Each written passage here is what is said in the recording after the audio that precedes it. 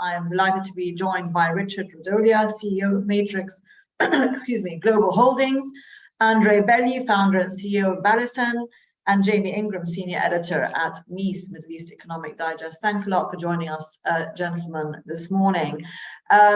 Jamie, let me start with you. Let's talk a bit about the news overnight. Surprising news, I would say. We were talking to people yesterday, and although OPEC has hinted at a cut, and nobody thought they'd actually do anything. Nevertheless, symbolic, 100,000 barrels a day, reversing the increase they made just recently. So very much seen as a symbolic move. And actually, oil prices have dropped a few cents overnight as a result, and not been supported. But what do you make of that decision, Jamie, an announcement by OPEC Plus, and how's the market taking it? Yeah, I mean, as you say, I think the most important word here is symbolic. Everybody was saying when they agreed 1 month ago to add 100,000 barrels a day that this was a symbolic gesture. It would only really materialize into maybe 40,000 barrels a day tops if you're optimistic about it. And it's exactly the same on the reverse of this. It's barely going to scratch the sides when it comes to oil supply and demand issues. But it is showing that OPEC Plus is concerned about market management. They're not just going to sit on this, taking a more interventionist position, which is interesting. When you look at the Saudi energy minister's comments from the previous week complaining about the yo-yoing of the markets, I think they've got to be a bit careful not to intervene too much, fluctuating between a little increase here, a little decrease here, depending on what short-term market issues dictate, because that plays into that yo-yo feed, that kind of schizophrenic market action that the Prince did point to. And I think probably the most important issue here is it seems to be a bit of a firing a warning shot at people looking to short oil prices, just saying, look, we are prepared to defend a position here. Don't cross us. Yeah, I mean, as you said, I think that their activity or their statements the last month have been to the contrary of keeping things stable. They've sort of surprised the market, let's say, with their statements, but on the ground, as you said, probably not making too much difference.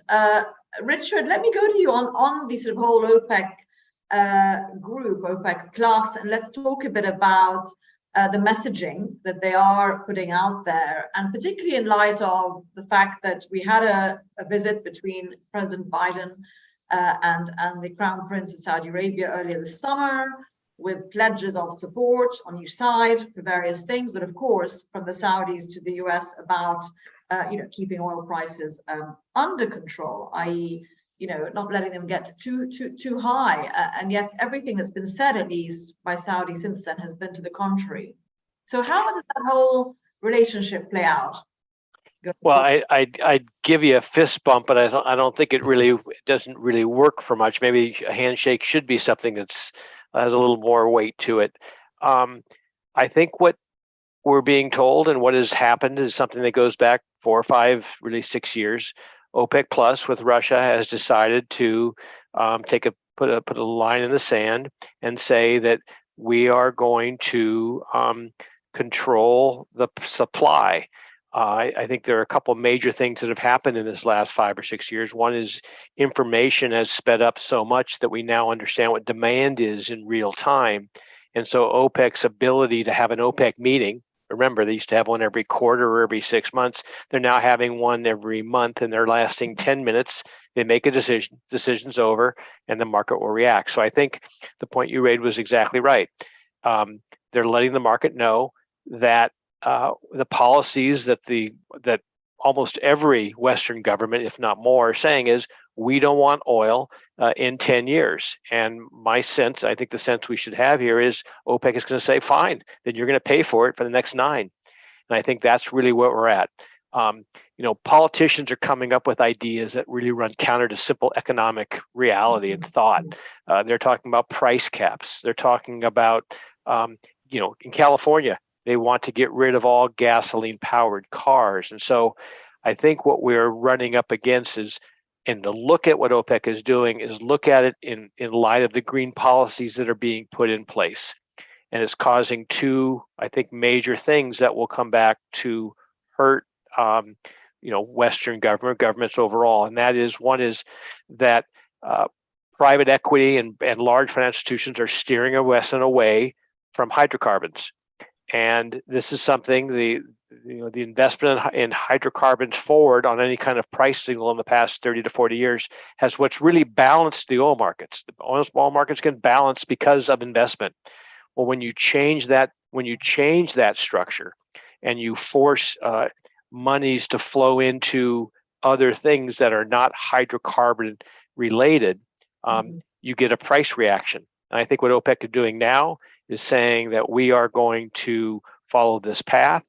And, it's one thing to cut from 10 million barrels a day down to 2, which is what they did back in the 80s and the 90s. It's another thing to go from 10 million barrels a day down to 9 million barrels a day. Yeah. Jamie, just before I go to Andre and welcome him in, just back to you on that. I mean, OPEC have said they're trying to do these things and say these things to, limit volatility and encourage investment, as Richard was just saying, into the sector. They need to keep shoring up their capacity, their revenues. Obviously, Gulf economy budgets are in surplus now, well in surplus, all of them, and further surplus is expected this year. And of course, that's their primary aim, isn't it? They're trying to keep those revenues coming in. Is there any concern, Jamie, do you think, from OPEC about what that price is doing, though, to its consumers, to its customers, particularly in Asia? They're defending this $90 supposedly. Will they continue to defend that no matter what impact it has on Asian economies, for example? I think that the good thing, if you like, for the oil producers is that at the moment is that there's no real alternative fuel for people to jump into. Frankly, if we're looking at fuel switching at the moment, people are talking more about gas to oil switching because the gas price is just phenomenally high. So frankly, OPEC is, they've made their position very clear on a number of occasions that, well, actually we should be being praised at the moment, because if you look at the oil increases, they're nothing in comparison to the gas increases. What does that mean? It means that OPEC's doing a good job at market management. So that's the interesting thing. And also on the renewable side of things, we've got the supply chain issues that make it, it's a little bit more expensive to be investing in solar at the moment than it was 18 months ago, that sort of thing. Then, clearly nuclear issues in France, hydropower is suffering in Europe with drought. There's really not that many. Oil's looking good, frankly, in relation to the alternatives. But definitely. Yeah, and then they could justify, therefore, the price staying high so they can continue to invest in supplying the world with what's needed. I just stop you there, Jamie, and just go to Andre. Welcome again. Let's talk about gas, because that is really the issue in Europe, at least, and not oil.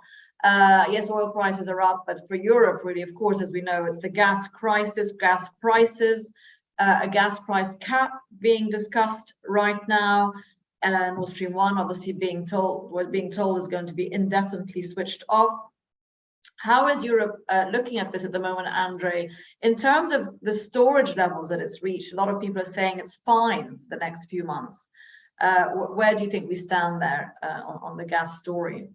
Of course, there is a gas crisis, and we have to understand that Russia's move on gas exports have been predictable, and I warned about it in March when many experts in Brussels or in Europe in general thought that it was kind of like chicken game between Russia and European companies about gas supply shocks.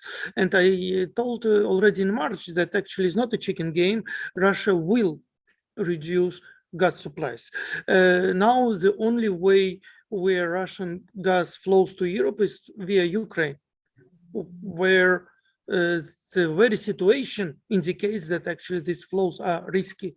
And having said that, one can also imagine or envisage that supplies via Ukraine might be interrupted as well at some point. And what's important to remember, yes, gas storages are more or less fine, but gas storages ensure about a third of the European consumption in winter, is a kind of backup solution to the addition of the flowing piped and LNG supplies. In terms of policies, there are some attempts to increase LNG supplies. In many areas, diversification has been successful, but the availability of the product does not reduce the price risks. Price for natural gas and for LNG remains excessively high.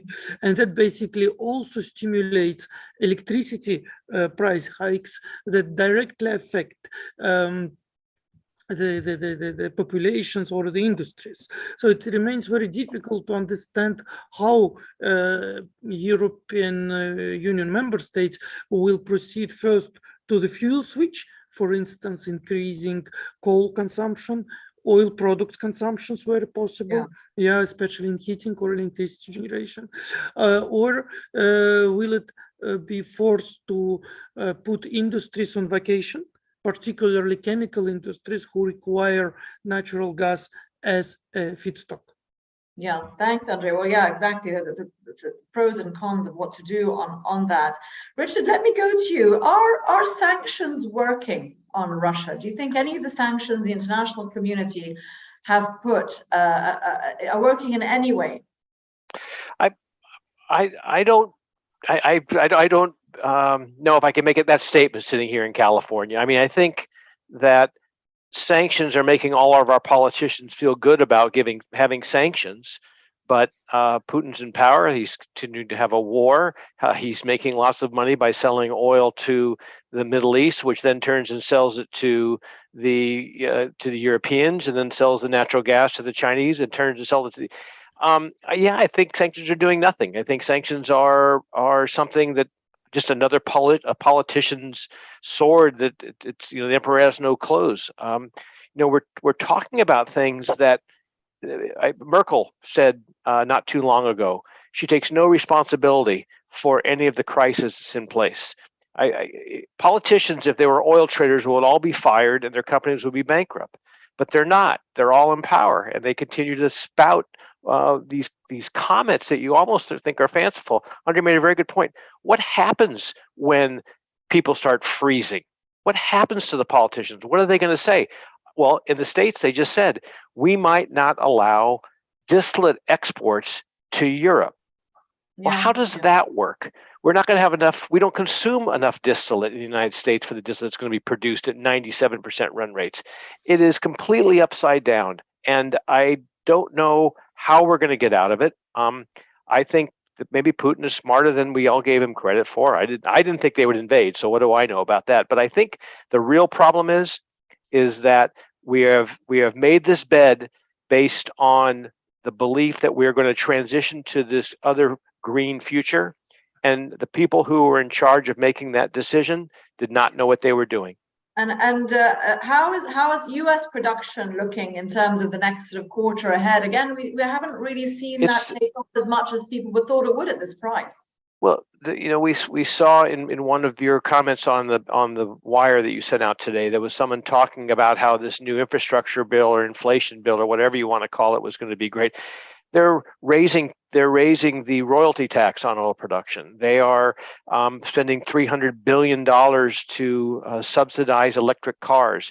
I'm not sure if you're aware of this. We have a massive heat wave here in California this weekend. On Friday, our governor said, those who have electric vehicles, please don't charge them at night. This is the same governor who wants cars to become rid of all gas cars really in the next 6 years or 7 years. And so we'll see oil production, money will flow, but the bigger problem is money's not flowing like it used to historically. And that is really the key to me, that historically massive capital has flown into the energy sector to meet the supply issues, and we're not seeing it at this time. Andrei, let me talk to you. Let's go back a little bit to talk about OPEC, but in the context of Iran, and I'm probably going to go to Richard and Jamie on this as well. But there has been some reports that, while Iran has been talking to the US and waiting for this nuclear deal to be done again, that it's been getting cozier with Russia. I know that you're not a Russian spokesperson, but you have a view on the region. there, that it's been soliciting more investment into the Iranian sector, oil and gas sector from Russia, planning electricity flows, etc., grid flows through Iran from Russia. I don't know how much of that is accurate, but again, what do you make of that Iran is reaching out to Russia in the interim while it's sort of still talking to the US? And we'll go back to Richard on the US angle on that. Prior to answering the question, which is a very pertinent question, I would like to react to Richard's point that I agree at 80% with, but we shouldn't underestimate the indirect effects of sanctions on Russia. They are going on. So basically, indirect effects are there. True, there are no direct effects. It means that nobody modifies the foreign policy plans in the current context, right? So that's for sure. However, Iran becomes kind of like friend by default in the context of a growing economic isolation. And Iran is obviously very lucky in having this, because I mean, they have like this opportunity to have another access. So they basically have like this kind of like alliance by default. However, there is a divergent interest on nuclear deal precisely. Because Russia doesn't have interest that actually there is a nuclear deal agreed between Iran and the group. Because if Iran goes into the oil markets, then the pressure on oil deficit will decrease, and Iran will be able to supplement oil supplies where Russia is present and is not wanted to be by buyers. Iran, as an oil supplier, can be a major threat to Russia, because so far what they say is exactly what Richard pointed out. Okay, you can block us, but what do you do without us? If Iran is in, then a very large part of Russian oil production can be supplemented. Okay, Jamie, what's your view on that in terms of the OPEC point of view? Obviously, you have the Saudi political angle in there in terms of Iran, but from a sort of supply point of view, security of supply point of view, how is that being looked at the moment in the Iranian negotiations and getting them back on board within OPEC? I mean, also just to jump back on one of Richard's comments there, when it comes to industry investment in the US, I think that's a big part of OPEC's concerns at the moment as well. They're seeing the prices go up, but it's not hitting that investment in supply that you would expect to come from a high price environment. So that's something that's frustrating OPEC. But yeah, definitely when it comes to Iran, I think that was a large part in yesterday's symbolic 100,000 barrel a day cut. Effectively, they're just saying, don't doubt us. We are prepared to make space, as it were, for any Iranian volumes that come back in, i.e. saying to Biden, don't think Iran's some sort of supply panacea, that gasoline prices in the US are going to come crashing down with a renewed JCPOA, because we're just going to take away the same amount of volumes from the market that Iran's going to pump back in. So yeah, I think that's one of the key aims of this symbolic move there. But yeah, they're not going to mess around with it. They're prepared for Iran to come back in. Yeah, and it's selling its oil anyway, a lot of it. But obviously, if the sanctions are removed, that's a whole other ball game. Exactly, they've got it. And just to say, they have obviously, everybody points to this famous, floating storage that they've got. Maybe as much as 100 million barrels of oil onshore and offshore that they can ship at fairly swift notice. Although shipping constraints mean that it will take a little bit of time for that to come down, but still, 30, 40, 50, 60,000 barrels a day equivalent extra coming back on from that straight away.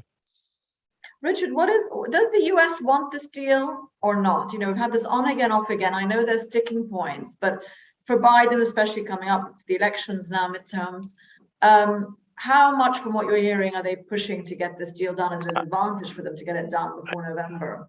Again, I think it's a political hot potato. I'm not sure that the US voter cares. I think Jamie made a point. If gasoline prices don't come down, I believe that the voters are anti-Iran. So in general, right? They still remember the hostages. It's still something that goes back, and who's ever in power, if it doesn't affect gasoline prices, I don't really care. Not talking me personally, but the voter doesn't care.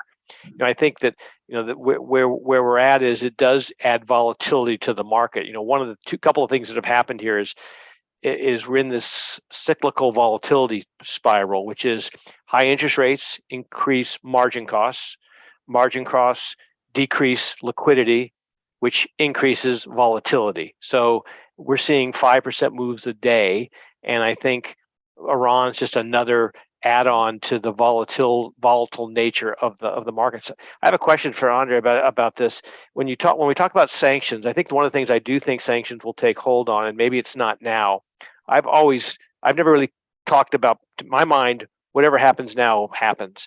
My view is the problems were going to be coming end of 2022, really all the way to the end of 2023, which is, are the sanctions going to have an effect on the Russian oil patch? Yeah. By cutting off all of the European workers and all the valves coming out of Houston, will that significantly decrease Russian production? Because I think that is the marginal, in my mind, that's the marginal barrel, that if it actually goes to 8 million barrels a day, we have a whole nother ball game going on here. And Andre, that's So, a kind of a question Andre, I have. Thank you, Richard. And that was going to be my next question to Andre. And they're expecting a 2% drop in Russian production this year, which is not huge. But as Richard said, what's the longer term impact into next year?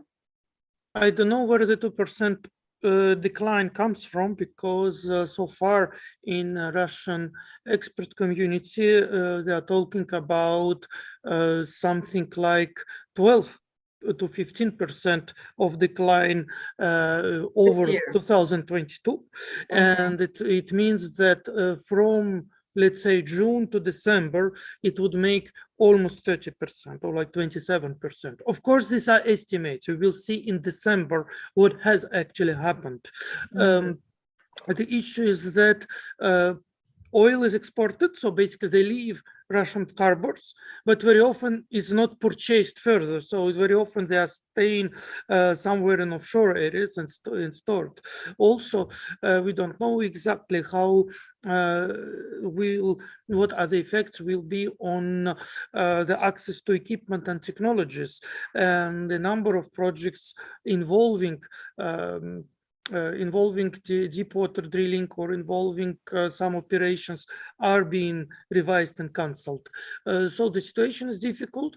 Of course, the fact that South Asia, particularly India, is buying Russian oil in large amounts, even with discount, helps Russian producers to have some backup. And it probably makes the scenario less pessimistic compared to the one I described. And therefore, the 2% might come in. Probably, but yet, let's say the mood in Russian industry is rather on the pessimistic side. And what about, we just have our, Jamie, just a second, just have our survey question up there just to bring that to people's attention. Obviously, you can see that. Will OPEC plus supply achieve its stated objective of removing market volatility? We talked about that earlier. Jamie and I was agreeing with him that actually the statement seemed to be making people a bit more confused, so not helping that much. Jamie, yeah, you were going to say something. Yeah, I was just going to take Andrei's comments back to Iran as well. I mean, when you look at the overall pessimism within, Russia's upstream sector, the idea that Russia is going to come in and be able to help Iran overcome its own issues on foreign investment to boost production there is very optimistic, I think. They're not even able to, the priority has to be addressing their own domestic issues, and all signs point to declines there. So yeah, Russia's not going to be able to help Iran boost their own production capacity. They're not going to be able to address the technical issues that NIOC is unable to. Jamie, just to stay with you and just to address and talk about China, not that that's your expertise, but just in terms of a demand center, obviously for Gulf oil and obviously supporting Gulf revenues ultimately, if that oil is going to end up in China. They're taking a lot of Russian oil, as you said, as is India. Any concern, do you think, on that front from, I know they're long-term contracts, but the picture in China isn't looking too rosy from an overall demand scenario going into next year. How much do you think that's going to factor into OPEC's thinking on supply? I think it's definitely weighing on their concerns when it comes to China. As you say, not really my area of focus, but I have been trying to speak to people who do know a lot more about China in recent days. Just when it comes to, clearly, especially in recent months, Chinese oil imports have dropped quite significantly. because of this very aggressive zero COVID policy that the government's pursuing. So I've been trying to find out, well, is this something that's going to come to an end after the political congress in October, for instance? And certainly the feedback I've been getting is no, this is going to be the continued policy. And so unless you believe in China managing to manufacture its own successful vaccine and roll that out in very quick order, then I think we have to be looking at further big lockdowns and a big impact on demand when it comes to China for the foreseeable future. Richard, let's go to you and talk a bit about the South China Sea and so back to geopolitics. The big, we've got the Ukraine-Russia war, and the other big one out there that people are a bit nervous about is the Taiwan issue. And the recent visit by Pelosi, etc., and what that's doing in terms of Sino-US relations, etc. How nervous do you think the markets should be, the world should be about what could possibly be triggered there? I think the world is not paying attention. I mean, it pays attention to it somewhat from the oil side. I don't know if it pays attention to it beyond just the idea that the Seventh Fleet is going between Taiwan and China. We did see politicians over there, both really Democrat politicians, which is interesting. Usually it's kind of the Republicans who tend kind of more of a war footing, and here we had the top of the Democratic leadership all going to China, and I think a couple of Republicans went along. I think what we should be learning from all of this is that we don't know. Right? We don't know. We didn't know that Ukraine was going to be invaded. We didn't know OPEC Plus would form and have this, Russian partnership that seems to be so strong. I don't think we know. I don't think the volatility is here to stay for a long time.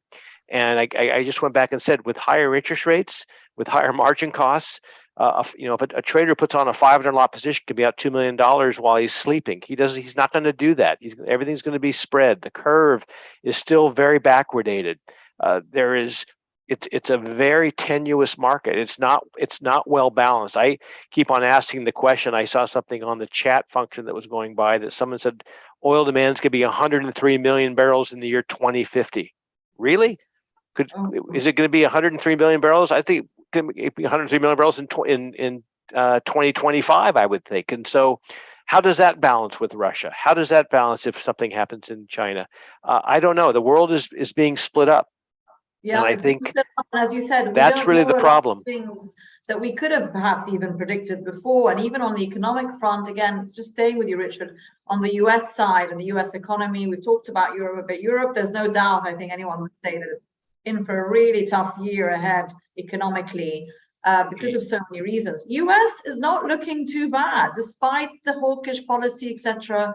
What's the feeling into next year for employment and well, we still have a printing press here that runs at full speed, so I don't think there's really any issues, because we will just print our way into happiness as we always do. I mean, we just gave away $1 trillion to people who went to college. I've given up trying to figure out how this works. That's a lot of money. People who I helped my nephew pay off a $14,000 loan. He said, "Uncle Rich, I shouldn't have paid it off." I said, "Yeah, you're right. You effed up. You trusted somebody." So, I think that we really have an issue, and so the U.S. will be the best place, I would think. I think but what really we should be doing, we should be having a warp drive for energy production. We should be producing everything we can. We should be producing LNG export plants. We should be drilling across the Marcellus and every other facility we can. And because I think the world we're headed towards is a commodity-based world where fiat currencies struggle. And Russia knows that, and I think China is going to struggle as well, because they're not the sharpest tool. So the U.S. will be okay. I think we're probably close to a recession. Housing is starting to fall apart. Interest rates have to go up further. But I think as it goes, the U.S. has a lot of good things going for it. Comparatively speaking, and relatively speaking, I think the euro probably goes to 80. What's going to stop it next year when Germany has to shut down many things? Well, Andre, we've run out of time, but just to thank you, Richard, just to go back to you, Andre, on the currency issue. I did want to talk to you about that from a Europe point of view. the euro clearly crashing and nosediving, and as Richard expected to go lower, perhaps the British pound as well. You know, again, the fiat currencies that are weakening, those that rally around the dollar, if you like, as well, to an extent, in terms of economic links. You know, what's the feeling there in terms of that, and how dire is that, do you think, in terms of inflationary impact as well? It is difficult for me to comment. Of course, we have to see by the end of the year, at least, or after the winter, more precisely, what are the inflationary effects, because energy price increases, that affects all other prices. And it is difficult yet to estimate what will be the inflationary effect, what are the impacts. I would say that much depends on the economic situation in Germany, because Germany is a driving force in Europe. And another factor, more short term, that we need to watch is the political situation in Italy. They're going to have elections in a couple of weeks, on 25th, I think, of September, and we'll see what kind of situation will be there, what are the new political, let's say, configurations that would emerge after the elections. Thanks, Andrew. Jamie, quick answer. Where would you say, where does your analysis put the average oil price in the fourth quarter? You're leaving me with the easy question at the end, are you? We've had so many differing views on this program. We've had some people saying there's still further to go upwards despite all this economic doom and gloom in the world, and yet they could also just shoot down to 50, you know. Yeah, I mean, I don't want to put a number on it, but you know what? I suspect it's probably going to end the year slightly higher than where it is now, just because balances tend to be, supply exceeding demand, I think, on the inventory levels. But then it could, next year is where that could all change, depending on the global economic situation, could really push prices down quite hard. Yeah. Okay, well, thanks very much, Jamie Ingram, Richard Radolia, and Andrei Belliu for joining us today. Thank you to our viewers as well, and we'll look forward to seeing you tomorrow. Thank you very much. Thank you very much. Thank you very much.